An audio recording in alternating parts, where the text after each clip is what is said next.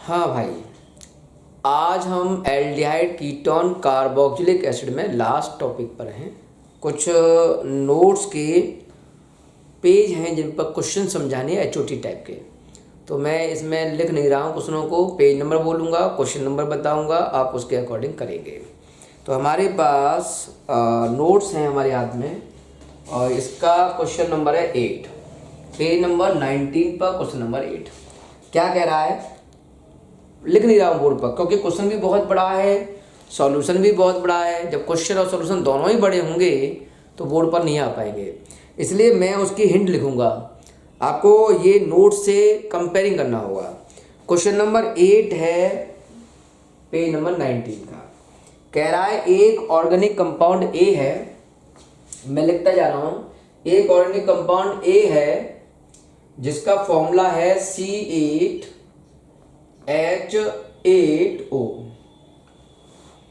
form a orange red PPT with, ये reaction कर रहा है 2,4-DNP के साथ। कह रहा है इसके साथ रिएक्शन करूंगा मैं तो एक ऑरेंज रेड कलर का PPT मिलेगा। ठीक है, आगे कह रहा है and give yellow PPT with, और साथ में इसने कहा है कि ये रिएक्ट करेगा और एक येलो PPT बताएगा, एक येलो PPT बनाएगा अगर ये रिएक्शन करता है आयोडीन प्लस NaOH के साथ। ऐसा क्वेश्चन में बोल रहा है। ओके, आगे कह रहा है वो इट नाइदर रिड्यूस, ये जो ए है उसके बारे में कह रहा है कि ये टॉलन रीजेंट फैलिंग सॉल्यूशन इनके साथ रिएक्शन नहीं देता है। ये जो कंपाउंड ए है वो टॉलन रीजन के साथ रिएक्शन नहीं देता, फैलिंग सॉल्यूशन के साथ भी रिएक्शन नहीं देता है। आगे कह रहा है इसका अगर मैं ऑक्सीडेशन कराऊं, अगर मैं फिर भी इसका ऑक्सीडेशन कराऊं क्रोमिक एसिड की प्रेजेंस में, क्रोमिक एसिड की प्रेजेंस में, तो आपको प्राप्त होगा कार्बोक्सिलिक एसिड बी, जिसका फॉर्मूला होना चाहिए C7H6O2। ठीक है, तो ये पूछ रहा है कि बताइए ए कौन है और बी कौन है। इस तरह का क्वेश्चन है हमारे पास ये नोट्स का। तो नोट्स में मैं फिर बोल रहा हूँ, क्वेश्चन नहीं लिखा है मैंने, हिंट लिख दी है। पेज नंबर 19 पर क्वेश्चन नंबर 8 कह रहा है कंपाउंड है C8H8O, पता नहीं है कौन है। फिर कह रहा है वो 2,4-DNP के साथ रिएक्शन करके ऑरेंज कलर का रेड PPT बनाता है। फिर कह रहा है ए आयोडीन NaOH के साथ येलो PPT बनाता है। फिर कह रहा है एक टॉलन रीजेंट फैलिंग सॉल्यूशन के साथ रिएक्शन नहीं करता है, लेकिन ऑक्सीडेशन करता है क्रोमिक एसिड में और बनाता है कार्बोक्सिलिक एसिड। तो सबसे पहले इस क्वेश्चन को करेंगे कैसे। देखो बहुत बड़ा क्वेश्चन है, मैं यहाँ लिखूंगा, रफ करूंगा, थोड़ा ढंग समझना। पहले मैं ए की बात करता हूं। हमारे पास फॉर्मूला ए का C8H8O, C8H8O। अब सबसे पहला पॉइंट समझना जो मैं बोल रहा हूं, यहां कार्बन की संख्या 8 है। सबसे पहले कार्बन की नंबर देखो, यहां कार्बन की संख्या 8, ओके, और हाइड्रोजन की संख्या भी 8 है। अगर कार्बन की संख्या 8 है और हाइड्रोजन के नंबर इससे 2 टाइम्स हो, डबल हो, जैसे 16 हो, समझो ध्यान से, ये कार्बन 8 है और हाइड्रोजन की संख्या डबल हो, 16 हो, एक आध कम होगा तो कोई दिक्कत नहीं है, तो हम इसको एलिफेटिक मान सकते हैं कि ये कंपाउंड एलिफेटिक है। लेकिन यहां हमने देखा कि कार्बन 8 है, हाइड्रोजन 8 है, मतलब डबल नहीं है, तो इसका मतलब ये कंसेप्ट एलिफेटिक का तो नहीं हो सकता है। इसमें एलिफेटिक का कंसेप्ट अगर होता तो ये 8 है तो ये 16 का होना जरूरी है, तो ये ऐसा नहीं हो रहा है। इसका मतलब ये वाला जो कंसेप्ट है एच वाला वो गड़बड़ कर रहा है। यहाँ 16 अगर होते तो मैं इसे एलिफेटिक मानता, इसका मतलब ये एरोमेटिक कंपाउंड है। तो हमने डिसीजन लिया कि ये एरोमेटिक कंपाउंड है। दोबारा समझ लो, कार्बन की संख्या 8 है और हाइड्रोजन की संख्या उससे जस्ट डबल हो, 16 हो, 14 हो, 15 हो आसपास, तो हम उसे एलिफेटिक मानते हैं। लेकिन यहाँ हाइड्रोजन की संख्या 80 है, इसका मतलब ये एलिफेटिक पॉसिबल नहीं है। कौन सा पॉसिबल है? एरोमेटिक। अब एरोमेटिक होती है बेंजीन, और बेंजीन में होते हैं 6 कार्बन। तो हमने ये 6 कार्बन का रिंग बना दिया, तो 6 कार्बन तो ये हो गए। ओके, अब 6 कार्बन हो गए, अब भी कार्बन 2 शेष है और 1 ऑक्सीजन आई है इसमें। ठीक है, अब यहां देखो डीएनपी टेस्ट, डीएनपी टेस्ट देने के लिए कह रहा है। ध्यान रखना 2,4 डीएनपी टेस्ट, डीएनपी टेस्ट जो है वो केवल देते हैं एल्डिहाइड या कीटोन। या तो कोई एल्डिहाइड देता है या फिर कीटोन देता है। इसका मतलब ये जो कंपाउंड है वो या तो एल्डिहाइड है या कीटोन है। पहला पॉइंट ध्यान रखना। दूसरा पॉइंट, ये यहां से क्लियर हो रहा है कि टॉलन रीजन के साथ रिएक्शन नहीं कर रहा है। अगर ये टॉलन रीजन के साथ रिएक्शन नहीं कर रहा है, ये कंपाउंड, ये वाला कंपाउंड टॉलन रीजन के साथ और फेलिंग सॉल्यूशन के साथ रिएक्शन नहीं कर रहा है, रिएक्शन नहीं कर रहा है, तो इसका मतलब ये कीटोन है। कीटोन कभी भी एल्डिहाइड, कीटोन जो होते हैं वो कभी भी टॉलन रीजन और फेलिंग सॉल्यूशन के साथ रिएक्शन नहीं करते। एल्डिहाइड होता तो करता। इसका मतलब यहां से बोला है कि टॉलन रीजन के साथ रिएक्शन नहीं है, फेलिंग सॉल्यूशन के साथ रिएक्शन नहीं है। इसका मतलब ये कंपाउंड हर हालत में कीटोन है। और कीटोन में भी कौन सा कीटोन है? एलिफेटिक या एरोमेटिक? तो हम कहेंगे एरोमेटिक कीटोन है। ओके, अब एरोमेटिक कीटोन क्या करना है? 6 कार्बन तो यहां हो गए, तो मैं लिख देता हूं C double bond O, ketone बनाया, 7 कार्बन हो गए, और यहां लिख देता हूं CH3, यह हो गए 8 कार्बन। तो यहां देखो ये टोटल 8 कार्बन का फॉर्मूला बन गया। तो C8H8O ये कंपाउंड है जिसमें 6 कार्बन, देखो 1 कार्बन, 2, 3, 4, 5, 6 हो गए, ये 7वां कार्बन, ये 8वां कार्बन। और हाइड्रोजन चेक कर लो, 3 तो हाइड्रोजन यहाँ है, 1 हाइड्रोजन यहाँ होगा। बेंजीन पे 1-1 हाइड्रोजन शो करते हैं हम। तो देखो 3 ये रहे, 4, 5, 6, 7, 8 पूरे हो गए। इसका मतलब ये कंपाउंड है, एक एरोमेटिक कीटोन है। यहां तक क्लियर होगा। अब इनके साथ रिएक्शन शो करेंगे, तो पहले इतना रफ कर देता हूं, इतना नोट जरूर कर लें, इनके आंसर नोट करें। ठीक है, तो ये पूरा इतना नोट कर लिया हमने। मान लो कंपाउंड में पता चल गया कि ए कंपाउंड ये है। अब इसके ऊपर ये 4-5 रिएक्शनों का कंसेप्ट देखते हैं। तो मैंने ये रफ कर दिया और देखते हैं क्या कह रहा है आगे का कंसेप्ट। ठीक है, हमारे पास पहला टेस्ट है, इस पर डीएनपी टेस्ट। तो देखो ये हमारे पास, ऐसे कर लो, ये हमारे पास कीटोन हो गया जो आपने दिया था, C डबल बॉन्ड O और ये CH3। ओके, प्लस डीएनपी क्या होता है? डीएनपी समझ लो क्या होता है।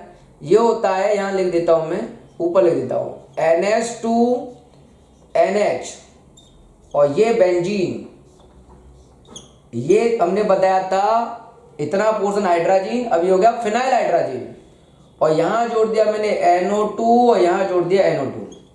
अब ये पूरा कहलाएगा डीएनपी। इस पूरे का नाम है डीएनपी। इसके साथ रिएक्शन करानी है, तो रिएक्शन बहुत आसान है, ये H2O निकल जाता है डीएनपी के साथ। ये कीटोन है, कीटोन पर ये रिएक्शन इस तरह से होती है, और क्या प्रोडक्ट बन के आया वो देख लो आप। बोर्ड छोटा है तो इसलिए आप साथ साथ नोट कर ले इसको, मतलब पॉइंट करके नोट कर सकते हो। C, ये ऊपर CH3 और ये डबल बॉन्ड रहेगा इसके साथ N, फिर NH, फिर ये बेंजीन, ये NO2 और ये NO2, और ये बन गया DNP का साथ एक ऑरेंज कलर का रेड PPT। तो पहला स्टेप फुलफिल हो गया।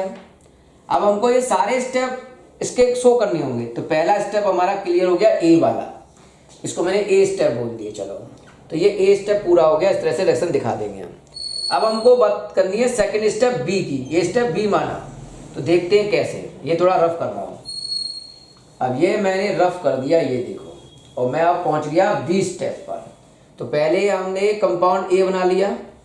कंपाउंड ए क्या था? CO CH3। और इस पर रिएक्शन हमें करानी है आयोडीन प्लस NaOH की। इसे हम बोलते हैं आयोडोफॉर्म टेस्ट। क्या बोलते हैं? Iodoform test. आपको पता होना चाहिए आयोडोफॉर्म टेस्ट वो देगा जिसमें CH3CO ग्रुप हो। तो इसमें देखो CH3CO ग्रुप है, तो ये आयोडोफॉर्म टेस्ट देगा। और आयोडोफॉर्म टेस्ट में मेन प्रोडक्ट बनता है आयोडोफॉर्म CH3, और जो कि येलो PPT होता है। तो ये आयोडोफॉर्म बना दिया हमने, और ये कहलाता है येलो PPT। साइड प्रोडक्ट नहीं बना रहा मैं, इसके साइड प्रोडक्ट नहीं बना रहा मैं, बस शो करना होता है कि आयोडोफॉर्म टेस्ट दिया या नहीं दिया। तो ये आयोडोफॉर्म टेस्ट दे रहा है और बन गया आयोडोफॉर्म। ओके, अब दूसरा स्टेप, जो थर्ड स्टेप है, वो हम समझ रहे हैं कि भाई ये कीटोन है। अगर मैं कीटोन हूं तो फैलिंग सॉल्यूशन के साथ और टॉलरेंट रीजन के साथ कोई रिएक्शन नहीं दूंगा। क्यों? क्योंकि मैं कीटोन हूं। तो ये बात भी समझ में आ गई, सी पॉइंट भी। लास्ट पॉइंट है इसका ऑक्सीडेशन। अब ऑक्सीडेशन से ये कैसे बनेगा, इस पर थोड़ा फोकस करना पड़ेगा, थोड़ा ढंग से समझना। तो ये मैंने रफ कर दिया, अब ये गड़बड़ होने वाला, ध्यान समझना आंसर। ये मेरे पास है बेंजीन, और ये है हमारे पास COCH3, ऐसे करके ऐसे लिख दिया उसको। और इसका मैं ऑक्सीडेशन करा रहा हूं कीटोन का, क्रोमिक एसिड की प्रेजेंस में। क्रोमिक एसिड है, क्रोमिक एसिड की प्रेजेंस में, यहाँ क्रोमिक एसिड बोल रहा हूँ, क्रोमिक एसिड की प्रेजेंस में ऑक्सीडेशन करा रहे हैं। तो बेटा कीटोन का जो ऑक्सीडेशन है वो कैसे होता है, इसके दो कंसेप्ट हैं। या तो मैं इस CO को CH3 के साथ दे दूं, इतना ग्रुप बना दूं, और या मैं इसको यहां से बॉन्ड ब्रेक कर दूं और CO दे दूं बेंजीन को। तो देखो, अगर मैं CO को CH3 के साथ दूंगा तो बेंजीन के ऑक्सीडेशन से 7 कार्बन नहीं प्राप्त होंगे। आपको 7 कार्बन प्राप्त करने हैं तो CO को बेंजीन के साथ रखना होगा। अब क्या करें, ध्यान सुनना। तो पहला पॉइंट, ये बेंजीन तो ज्यों की त्यों रहेगा, यहां एक कार्बन है। कीटोन में जितने यहां कार्बन होते हैं वो एसिड में बदल जाता है, तो ये बन गया एसिड। प्लस ये इधर एक कार्बन है तो एक कार्बन का एसिड बना दो, HCOOH। तो देखो ये जो कंपाउंड है B, वो ये माना जाएगा या ये? तो मैंने कहा ये माना जाएगा। 6 कार्बन रिंग में, एक यहाँ C7H6O2, तो ये कंपाउंड हो गया आपका ये वाला C7H6O2। तो इस तरह से रिप्रेजेंटेशन पूरा कर दोगे तो हम इस क्वेश्चन को HOT क्वेश्चन मानेंगे।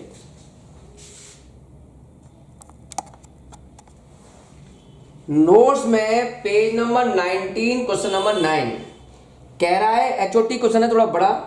ऑर्गेनिक कंपाउंड है A, इसका फॉर्मूला दिया है मुझे C9H10O, और इस पर कह रहा है वो कि 2,4-DNP टेस्ट होता है। और यहां आपको ऑरेंज लिख देता हूं, रेड PPT मिलता है। ठीक है, आगे समझो क्या कह रहा है। आगे कह रहा है वो रिड्यूस टॉलरेंट रीजेंट, ये टॉलरेंट रीजेंट को और फैलिंग सॉल्यूशन को रिड्यूस करता है, ऐसा बोला है। और फिर कह रहा है ये कैनिजारो रिएक्शन देता है, कैनिजारो रिएक्शन देता है, ठीक है देता है। और उसके बाद इसने कहा है कि इसका मैं ऑक्सीडेशन कराऊं, तो यहां पड़ेगा 1,2 benzene dicarboxylic acid, benzene dicarboxylic acid मिलेगा।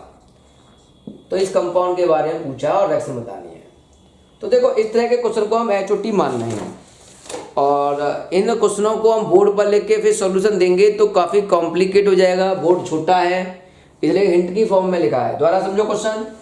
एक कंपाउंड A है C9H10O, और ये 2,4-DNP टेस्ट देता है, टॉलरेंट रीजेंट टेस्ट देता है, फैलिंग सॉल्यूशन टेस्ट देता है, कैनिजारो रिएक्शन भी देता है, ऑक्सीडेशन भी करता है। तो सबसे पहला पॉइंट, कैसे सोचे कि ये क्या है।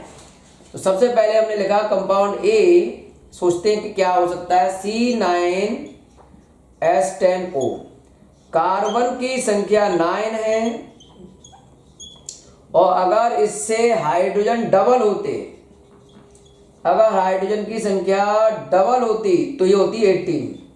अगर ऐसा होता तो ये कंपाउंड होता एलिफेटिक, लेकिन ये 9 है, ये 10 ही रह गई, 18 से तो बहुत कम है। तो इसका मतलब ये कंपाउंड एलिफेटिक नहीं है, ये कंपाउंड एरोमेटिक है। पहला पॉइंट तो ये डिसीजन लेना है कि कंपाउंड एलिफेटिक है या एरोमेटिक। तो एलिफेटिक नहीं है, एलिफेटिक होता तो 18 कार्बन 18 हाइड्रोजन होना जरूरी था, यहाँ 10 ही है, तो ये कंपाउंड एरोमेटिक है, पहला पॉइंट।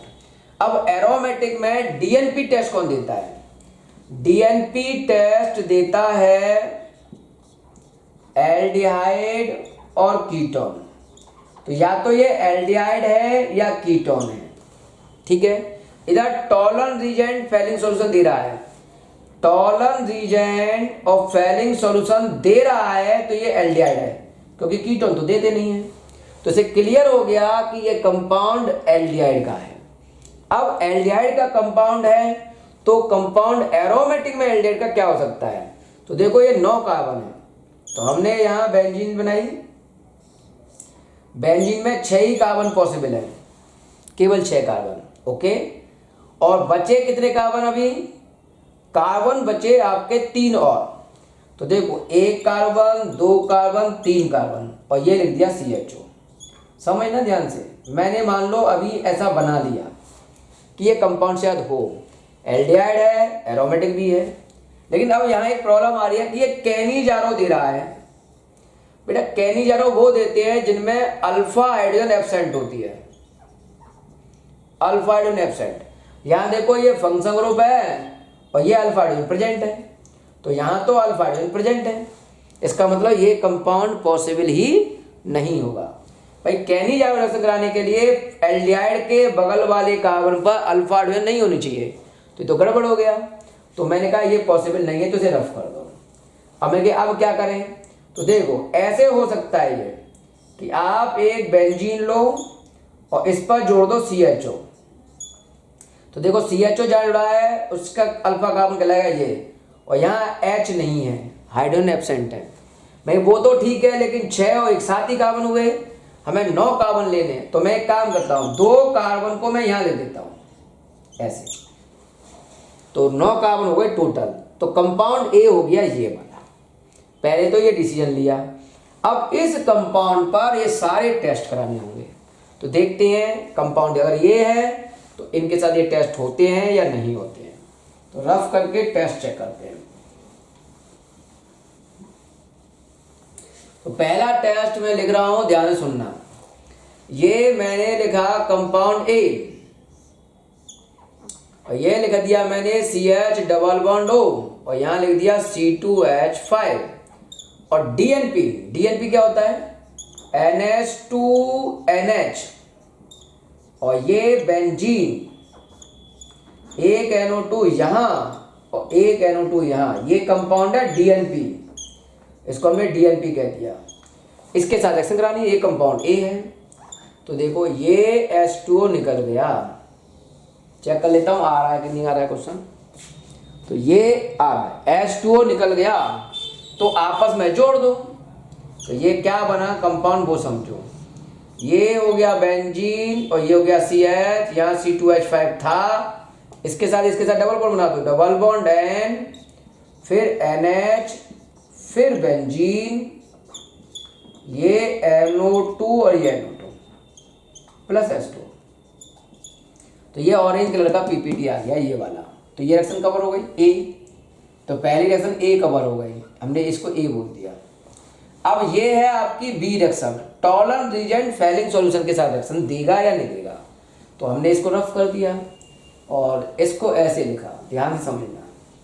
अब बी रिएक्शन की बात कर रहा हूँ, यहाँ बी लिख देता हूँ और ये बना देता हूँ रेक्टेंट अपना।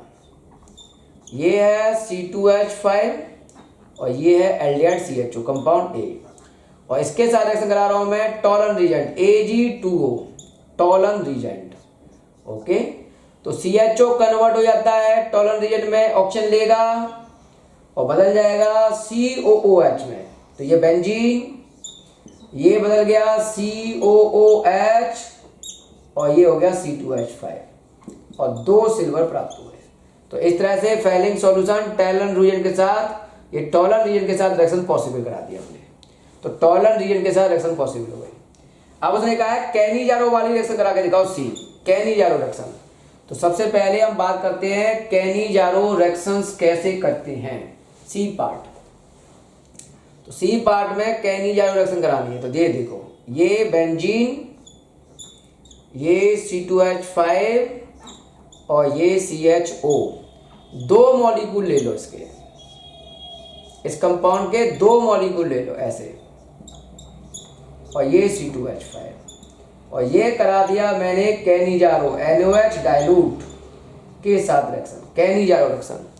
उसमें मैंने बताया था कैनिजारो में कि एक एल्डिहाइड का होता है ऑक्सीडेशन, और ऑक्सीडेशन होगा तो क्या बनेगा, ये तो जो की जो रहेगा C2H5, ये हो जाएगा COO और उसका बना दो सोडियम सॉल्ट। तो ये करा दिया हमने ऑक्सीडेशन। और दूसरे कंपाउंड का कराते हैं हम रिडक्शन। रिडक्शन कराओगे तो एक H यहाँ देंगे, एक H यहाँ, तो ये बन जाएगा CS2OH, और इस तरह से दिखा देंगे रिडक्शन। तो ये ऑक्सीडेशन पार्ट हो गया और ये रिडक्शन पार्ट हो गया। तो ऐसे कर देंगे तो सी रिएक्शन हो जाएगी, कैनिजारो रिएक्शन। ओके, अब हमको करना है फाइनली डी रिएक्शन। ऑक्सीडेशन करके 1,2 बेंजीन डाई कार्बोक्सिलिक एसिड कैसे बना, तो ये रफ करता हूं मैं, डी पार्ट देखते हैं। बड़ा क्वेश्चन है, HOT कहलाता है, हायर ऑर्डर थिंकिंग क्वेश्चंस। अब हमको डी रिएक्शन समझनी होगी। ये हो गया आपका कंपोनेंट, यहाँ है CHO और यहाँ है C2H5, इसका करना है ऑक्सीडेशन। KMNO4 ले लो, एसिडिक मीडियम। तो जब हम इसका ऑक्सीडेशन करते हैं बेटा, तो ध्यान रखना, अच्छी तरह समझना, ऑक्सीडेशन करते हैं तो CHO तो हमेशा बदलेगा COOH में, लेकिन ऐसा माना गया है कि इस जगह पर एक कार्बन हो, दो कार्बन हो, तीन कार्बन हो, KMNO4 की प्रेजेंस में ये COH में ही कन्वर्ट होता है, बाकी कार्बन CO2 की फॉर्म में उड़ जाते हैं। तो ये देखो 1 और ये 2, और ये बन गया बेंजीन, 1,2 बेंजीन, ये बन गया आपका 1,2 बेंजीन डाई कार्बोक्सिलिक एसिड। तो इस तरह के क्वेश्चंस ऐसे कर रहे हैं हम, इनकी प्रैक्टिस करिए। हमारे पास पेज नंबर 19 पे question number 10, organic compound A है जिसका फॉर्मूला है C8H16O2, और इसकी कराई हमने हाइड्रोलाइसिस कराई। तो कह रहा है वो कि एक कार्बोक्सिलिक एसिड मिला, कार्बोक्सिलिक एसिड मिला B, और साथ में बना एक अल्कोहल C, एक अल्कोहल C मिला, ठीक है। Oxidation C with chromic acid, C मतलब अल्कोहल, कह रहा है हम अल्कोहल C का ऑक्सीडेशन कराएं क्रोमिक एसिड के साथ, तो B बनता है, ठीक है। और C का, अल्कोहल C का अगर डिहाइड्रेशन कराएं तो बनता है ब्यूट 1ईन। तो बताइए क्या पॉसिबल होगा कंसेप्ट, ये पूछा है। तो जरा ध्यान से समझो कैसे करेंगे। सबसे पहला पॉइंट हम समझेंगे ए कौन है, ए के बारे में समझते हैं कि ए कौन हो सकता है। C8H16O2, कार्बन की संख्या 8 है और हाइड्रोजन की संख्या डबल हो, हाइड्रोजन की संख्या हो डबल मतलब 16, तो ये एलिफेटिक होगा। तो देखो 8 है, ये 16 है, डबल है, मतलब ये कंपाउंड है एलिफेटिक। तो डिसीजन हो गया ये एलिफेटिक है।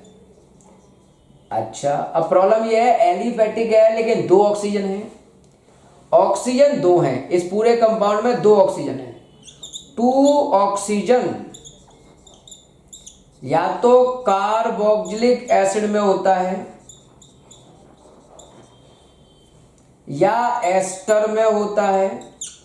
कार्बोक्सिलिक एसिड है, एस्टर है, इनमें हो सकता है, इनमें 2 ऑक्सीजन होती हैं और इधर इसने बोला है कि इसकी हाइड्रोलाइसिस करेंगे तो कार्बोक्सिलिक एसिड मिल रहा है, मतलब यहाँ कार्बोक्सिलिक एसिड मिल रहा है तो ये कार्बोक्सिलिक एसिड नहीं हो सकता, तो कार्बोक्सिलिक एसिड के चांस गए।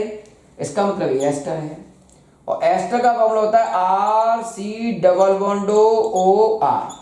इस तरह से। अब प्रॉब्लम ये आई कि इसमें टोटल 8 कार्बन है, बांटे कैसे, मतलब 4 में इधर रख दूं, 4 में इधर रख दूं, ऐसे बांटूं, या 3 इधर रख दूं, 2 इधर रख दूं, कैसे बांटूं 8 कार्बन को। तो यहाँ एक लाइन लिखी है इसने कि B और C मिला, फिर C से B मिला, अब C और B, C के ऑक्सीडेशन से B मिला, तो इसका मतलब इसके अंदर और इसके अंदर कार्बन की संख्या सेम होगी। भाई इन दोनों को आपस में प्राप्त कर रहे हो तो इनमें कार्बन की संख्या सेम होगी। और इधर उसने बोला है कि एल्कोहल का डिहाइड्रेशन कराया तो ब्यूट, मतलब 4 कार्बन मिले, 4 कार्बन मिले, 4 कार्बन, इसका मतलब ये 4 कार्बन का है। और अगर ये 4 कार्बन का है तो ये भी 4 कार्बन का होगा, मतलब बराबर बराबर बांटे। तो आपको यहाँ कार्बन की संख्या बराबर बराबर बांटनी होगी। तो पहले इसको लिख लो, इतने हिस्से को C≡O, ओके, ये 1 कार्बन हो गया, तो इधर कार्बन कर दो 4, CH2 2 कार्बन, 3 कार्बन और ये 4 कार्बन, 1 2 3 4, और इधर 4 कार्बन कर दो CH2 CH2 CH2 CH3, तो 4 कार्बन इधर कर दिए और 4 कार्बन इधर कर दिए, ये बन गया एस्टर। तो कंपाउंड जो A है उसका फॉर्मूला हमको मिल गया कि ये कंपाउंड A है, ये वाला कंपाउंड A है। अब यहां से आगे की बात करनी है कि हाइड्रोलाइसिस कैसे होगी, ऑक्सीडेशन कैसे होगा, डिहाइड्रेशन कैसे होगा। तो थोड़ा सा जगह बनाते हैं। तो जगह बनाने के लिए हमने ये रफ कर दिया, देखो ये सब रफ कर दिया, ठीक है, और ये भी रफ करना पड़ेगा और ये भी रफ करना पड़ेगा, जगह नहीं है इतनी इसलिए ये सब रफ कर दिया हमने। ओके, ये सब रफ कर दिया। अब चेक करते हैं, कंपाउंड ए हमने बताया था आपको और उस पर हाइड्रोलाइसिस करा के देखते हैं। थोड़ा इंक डाल देता हूं,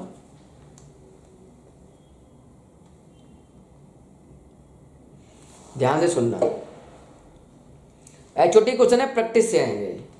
तो ये देखो, मैं सबसे पहले एस्टर का फॉर्मूला लिख देता हूं। मैंने ये लिखा था C≡OO और 1 कार्बन, ये 2 1 2, ये 3 और ये 4, ऐसे 4 कार्बन इधर लिख दिए थे, 1 कार्बन, ये दूसरा, तीसरा, ये चौथा, ठीक है।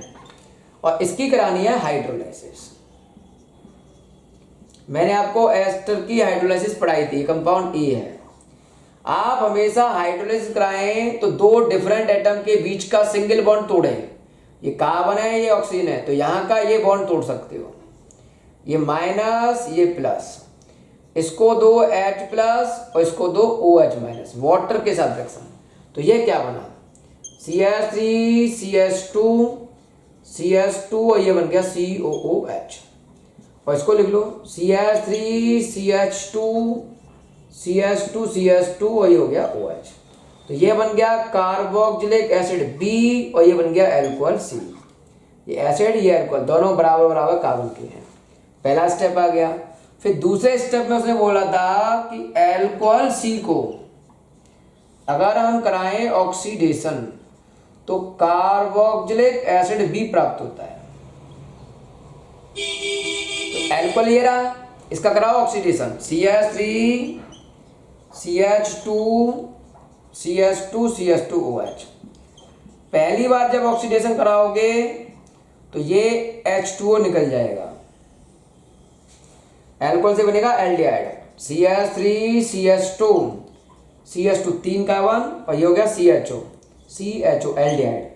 फर्दर ऑक्सीडेशन कराओगे तो एल्डिहाइड कन्वर्ट हो जाता है एसिड में, तो CH3 CH2 CH2 COOH, ये बन गया B। तो देखो C अल्कोहल से ऑक्सीडेशन कराया 2 स्टेप में और फाइनली बन गया एसिड सेम। तो इसका मतलब हम सही चल रहे हैं। अब उसने एक लाइन और बोली थी, वो था इस अल्कोहल का डिहाइड्रेशन।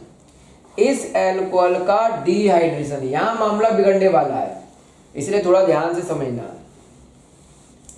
यहां मामला बिगड़ने वाला है क्या, CH3 CH2 CH2 CH2OH, ये अल्कोहल हो गया ए, मतलब C, ये था C अल्कोहल, इसका कराना है डिहाइड्रेशन,